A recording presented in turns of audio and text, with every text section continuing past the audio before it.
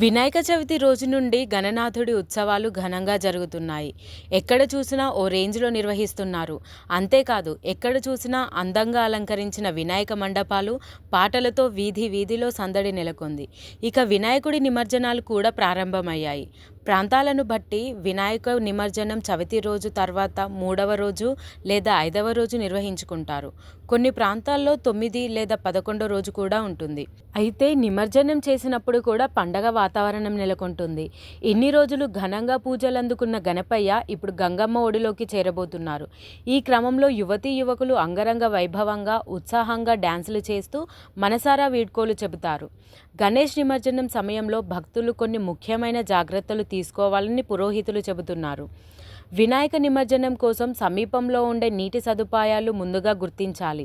ఈ క్రమంలో నిమజ్జనానికి ఎంపిక చేసుకున్న నది లేదా కుంట, చెరువు వంటివి సురక్షితమా కాదా అనేది నిర్ణయించుకోవాలి.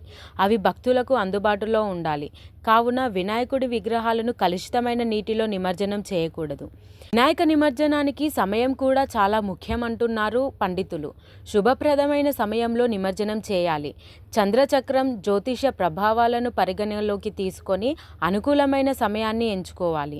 అయితే సాధారణంగా వినాయక నిమజ్జనానికి ఉదయం లేదా సాయంత్రం సమయం అనుకూలమైందిగా పరిగణిస్తారు. సూర్యాస్తమం లోపు నిమజ్జనం చేయడం మంచిది. ఎందుకంటే చీకటి పడే కొద్దీ పరిణామాలు చోటు చేసుకునే అవకాశం ఉండవచ్చు అని చెబుతున్నారు పండితులు.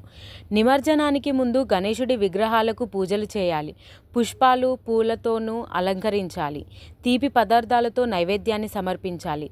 చందనం, సింధూరంతో తిలకం దిద్దాలి. చేస్తే విగ్రహాల శక్తి చెక్కుచెదరకుండా ఉంటుందని చెబుతున్నారు పండితులు. విఘ్నేశ్వరుని ప్రతిమలు ఆకర్షణీయంగా కనిపిస్తాయి. విగ్రహం నీటిలో పూర్తిగా మునిగేలా చూసుకోవాలి. ఈ క్రమంలో పొరపాటున కూడా ఎలాంటి తప్పులు జరిగినా వినాయకుడిని క్షమించమని వేడుకోవాలని చెబుతున్నారు పండితులు.